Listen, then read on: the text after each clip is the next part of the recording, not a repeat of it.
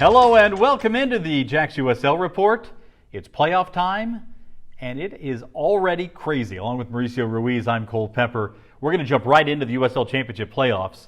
Mauricio, last week when we talked about some of the lower seeds maybe having a chance to pull an upset, I didn't think we would see what we saw over the weekend.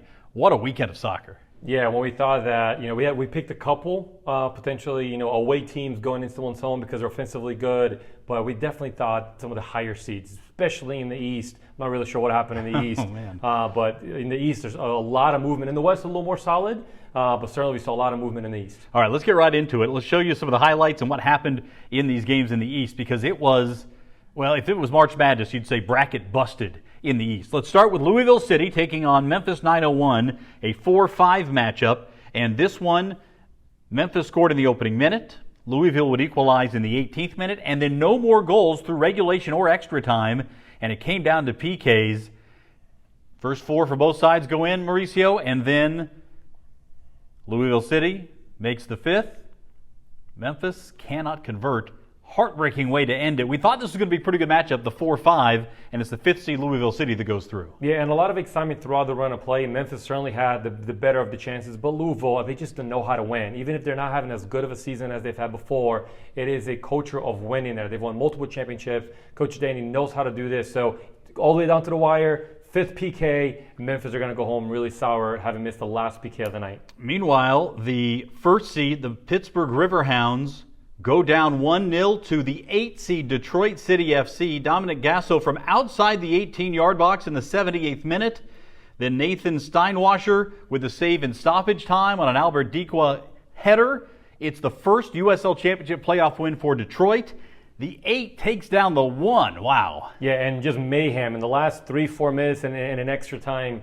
Towards the end of the game, Pittsburgh just threw everything at Detroit, but give Detroit credit. Throughout 90 minutes, they made it really difficult. They took one chance outside of the box, a beautiful shot from Gasso, and number 1 goes down. Number 8 is still alive, and remember, Detroit barely made it in. That's right. Now they're moving on. Didn't get into the last weekend of the season. So number 1 goes down to the East, and so does number 2. The Tampa Bay Rowdies down 3-0 by Birmingham Legion. The 7 seed Torbert Preston scored in the 41st minute. They get 2 more in the second half. Birmingham played the second half with Trevor Spangenberg in goal for the injured Matt Van Okel. They overcome all of that. So the 7 seed and the 8 seed in the East both go through. Well, I think this busts both of our brackets because we had the Tampa Bay Rowdies going all the way to the final for a good reason. I mean, they looked really, really solid. A 1-0 win, and you look at Detroit versus Pittsburgh, you can understand soccer's a game of margins. But 3-0 at home, the route is going down. I don't think anyone expected this, especially because Birmingham just really weren't consistent enough throughout the season. But credit to them, they go into Tampa Bay and they get a win to go home. Now to the 3rd seed Charleston Battery taking on 6th-seeded Indy 11. And this one was a walk-away. Battery took the lead in the 12th minute with Emilio Icaza's header. They scored 2 more before halftime and then 2 more in the second half. Charleston, as the 3 seed, is now the highest remaining seed alive in the East, and they were the only home team to win in the Eastern Conference in the first round. Well, it bodes well for them. It's a difficult place to play. I mean, they hosted the very first round of the playoffs in their club history at that stadium. So now they get home advantage throughout the entire playoff in the East, all the way to the final if they can make it there. But too bad for Indy 11. We have friends that coach there, but Indy 11 is a team that's wide open. So when they go down early and they have to fight for their win, you can see why Charleston Battery, which play very direct on the counterattack, can load up in goals for against anybody. All right, let's look at the West now. We won't spend quite as much time here because it wasn't as unpredictable. Top seed Sacramento Republic, a 1-0 victor over 8th seed New Mexico United. Connor Donovan's 13th minute goal held up for Sac Republic, who we both had going deep. Yeah, just as expected. I guess it's another day. I worked for Sac Republic. That's typically how they won a lot of their games throughout the season. Not giving up a whole lot, scoring when they needed to, and just securing the win. 4th seed San Antonio FC, a 1-0 win over Colorado Springs Switchbacks. The 5th seed Jorge Hernandez, the golden playmaker in the league, with a lone goal, came in the 55th minute. You like the way Colorado Springs was playing at the end of the season, but again, comes down to a game of margins. Yeah, well, the defending champion for a reason. This is a game that really could have gone either way. Colorado, a team that scores a whole lot, and going forward, they threatened and they gave themselves a really good chance to win. But when you're playing away against the defending champion, all you need is one win, and San Antonio, they're not going to lose that lead. All right, now let's go to Orange County, the 2 seed, a 1-0 win over El Paso Locomotive. Milan Iloski's free kick in the first half stoppage time, the only goal in the game. El Paso played the final 5 minutes a man down after a red card was shown to Benny Diaz. They didn't have much of a chance to dig their way out late. Well, El Paso, to be honest, it's a team that were even surprised they got into the playoffs as the number 7 seed. And remember, throughout the back end of the season, they were just horrendous. They could not muster a victory, even though in the middle of the season they were on this streak of winning, which is unbelievable. So they've been in kind of tale of two different seasons for them.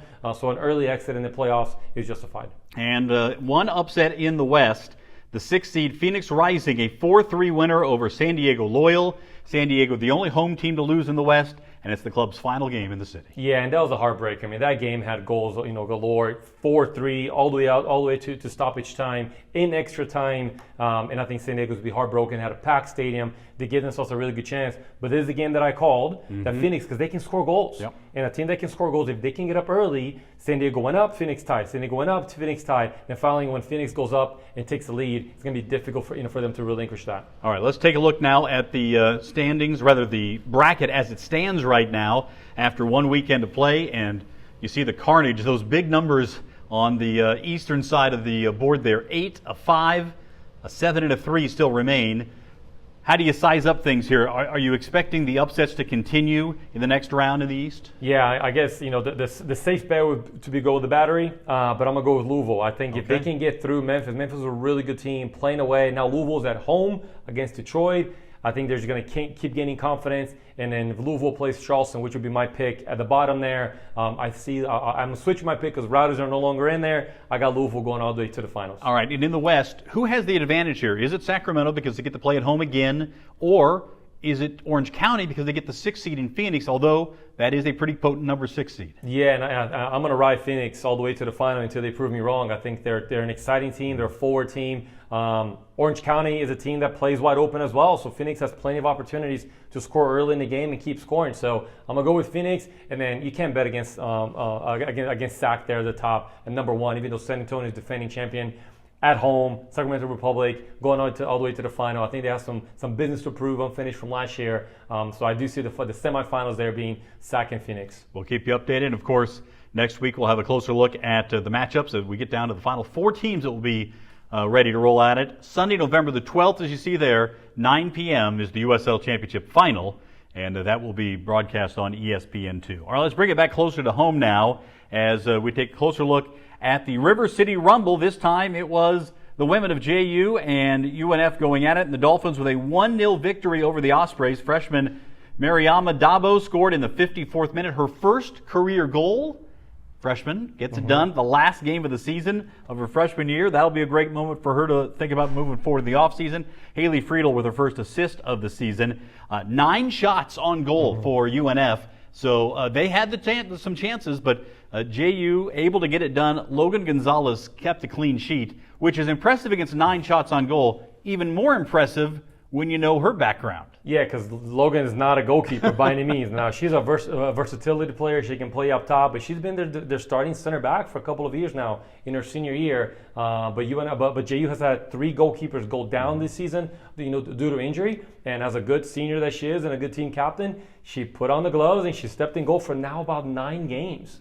So this is her first victory and her first shutout as a starting goalkeeper at the Division I level. So really impressive for JU. And then number 29 is a freshman. That's a true freshman number, isn't it? So congratulations to JU for winning now their 3rd in a row game against UNF. That's right, in the River City Rumble. All right, we also want to let everybody know about what's happening coming up here shortly here in Jacksonville. The first ever high school soccer media day. It's put on by JAXUSL and will be at the Winston Family YMCA in Riverside. You see the details there, Thursday, November the 2nd from 9 a.m. till noon. And we're looking forward to seeing a lot of high school coaches and players there and being able to see how the season is setting up here locally. Some great teams in our area, of course, as you know.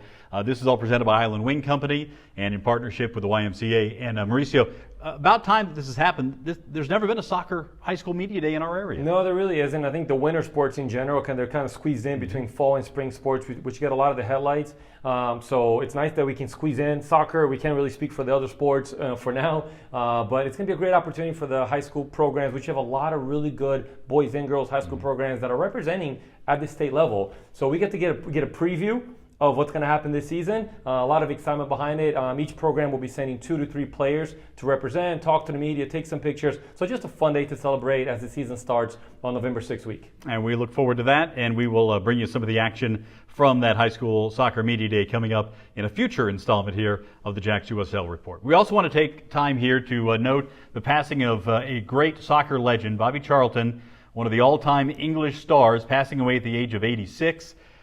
Led England to the 1966 World Cup and won the Ballon d'Or that year.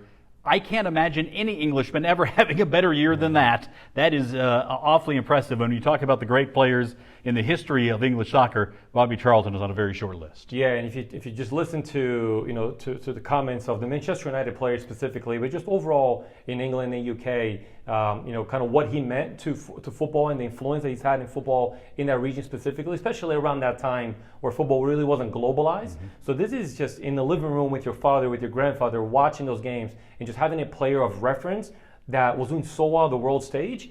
So what he meant to the game in that specific area, of the world, and how he's evolved the game, and really the influence that he had. Talking, just listen to Maguire talk this past weekend, how he was always in a changing room at practice, coming in, shaking hands, just a really bubbly personality. So someone that has left his mark and certainly will be remembered, especially in the Manchester, community. Well, when you have his statue outside of Old Trafford, you have accomplished something. That's exactly what Bobby Charlton has. So rest in peace to that great English soccer star. For Mauricio Ruiz, I'm Cole Pepper. Thanks for watching the JAXUSL Report. Be sure to subscribe to this channel to get the very latest from the team, and be sure to go to JAXUSL.com and get your season ticket deposits placed now. We'll talk to you next week right here on the JAXUSL Report.